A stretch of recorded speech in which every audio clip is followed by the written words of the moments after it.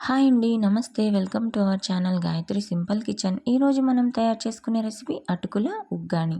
ఈ అటుకుల ఉగ్గాని ఎంతో ఈజీగా, టేస్టీగా, ఎంతో ఫాస్ట్‌గా చేసుకోవచ్చు. ముందుగా 1.5 గ్లాస్ అన్ని అటుకులని వేసుకొని, అందులోకి మునిగేదాకా వాటర్‌ని వేసుకొని, ఒకసారి వాష్ చేసుకుందామండి. వాష్ చేసుకున్న వెంటనే దీన్ని డ్రైన్ చేసేసుకోవాలి. ఎక్కువ నాననివ్వరాదు. ఇప్పుడు డ్రైన్ చేసుకొని పక్కన పెట్టుకుందాం వీటిని. ఇప్పుడు గ్యాస్ ఆన్ చేసుకొని అందులోకి 5-6 టేబుల్ స్పూన్ల దాకా ఆయిల్ని యాడ్ చేసుకోవాలి. ఈ ఆయిల్ వేడయ్యాక ఇందులోకి అర టేబుల్ స్పూన్ దాకా ఆవాల్ని యాడ్ చేసుకోవాలి. అర టేబుల్ స్పూన్ దాకా జీలకర్రని యాడ్ చేసుకోవాలి. కొద్దిగా కరివేపాకుని యాడ్ చేసుకోవాలి.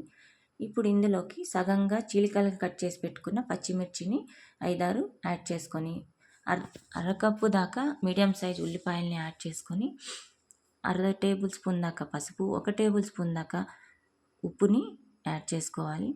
వీటిని ఇలా వేయించుకుంటూ ఉండాలండి. ఇవి ఇలా ఎర్రగా వేగిపోవాలి. ఇప్పుడు ఇవి ఎర్రగా వేగిపోయినాయండి. బాగా వేగినాయి పచ్చిమిర్చి, ఉల్లిపాయలు. ఇందులోకి మీడియం సైజు కట్ చేసి పెట్టుకున్న 1 కప్పు దాకా టమోటాల్ని యాడ్ చేసుకుంటున్నాను. ఈ టమోటాలని యాడ్ చేసుకొని వీటిని బాగా కలుపుతూ ఇలా టమోటాలు మెత్తగా మగ్గిపోవాలండి.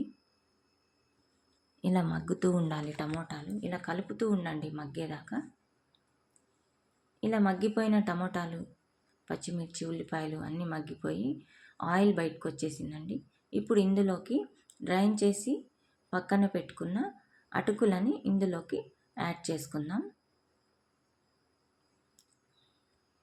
యాడ్ చేసుకున్నాక వీటిని ఇలా కలుపుదామండి. ఈ అటుకులు ఈ మిశ్రమం బాగా కలిసేలాగా ఇలా కలుపుతూ ఉండాలి.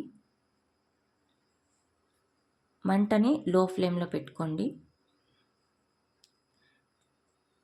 ఇలా కలిపాక ఒక నిమ్మకాయ తీసుకొని సగంగా కోసుకొని ఇందులోకి ఈ నిమ్మకాయ జ్యూస్ని పిండుకోండి. ఇప్పుడు ఈ నిమ్మకాయ జ్యూస్ బాగా కలిసేదాకా ఇలా కలుపుతూ ఉండండి. అంతేనండి, అటుకుల ఉగ్గాని రెడీ అయిపోయింది. లాస్ట్లో కొద్దిగా కొత్తిమీర యాడ్ చేసుకుంటున్నాను.